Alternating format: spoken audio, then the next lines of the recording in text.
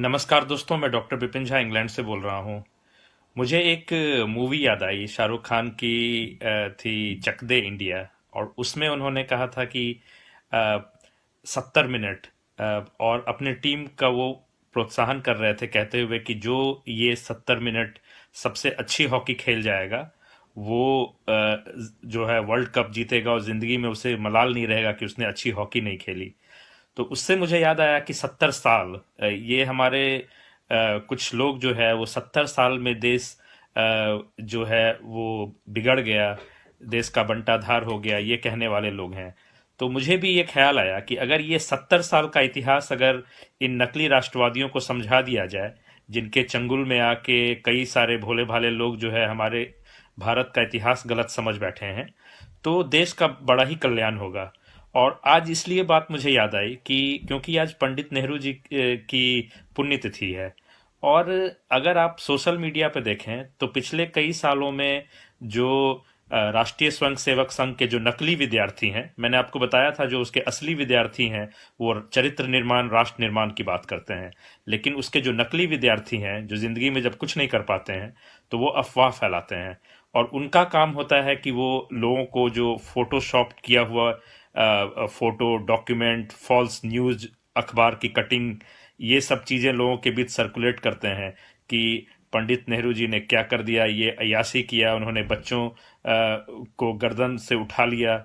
इस टाइप की जो है फोटो वो सर्कुलेट करते हैं। वो आपको ये नहीं बताते हैं कि जवाहरलाल नेहरू जी जब देश आज़ाद हुआ था तो उन्होंने कैसे सोवियत संघ के साथ मिलके जो हेवी इंडस्ट्रीज हैं कंट्रीज में, जैसे कि स्टील अथॉरिटी ऑफ इंडिया, भेल, और ना जाने कितने इंस्टीट्यूट, ओएनजीसी, अस्पताल, एम्स जैसे अस्पताल, आईआईटी, आईआईएम जैसे संस्था, इसका निर्माण करवाया था।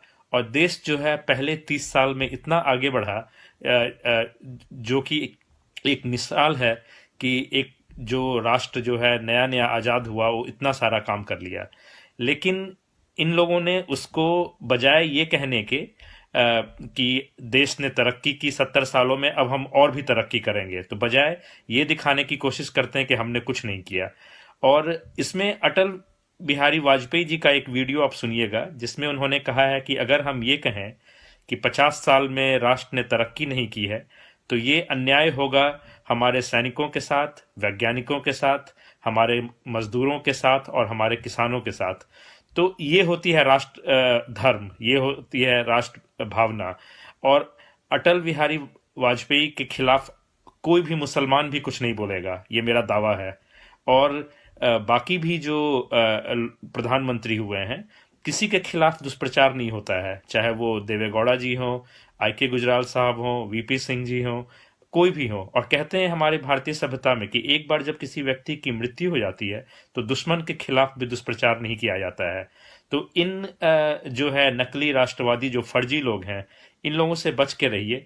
भारत का इतिहास को खुद खंगालने की कोशिश कीजिए और वो बातें समझिए कि हमने जो है किन कारणों से तरक्की की। हमने मेल जोल का वातावरण बना के रखा, इसलिए हमने तरक्की की।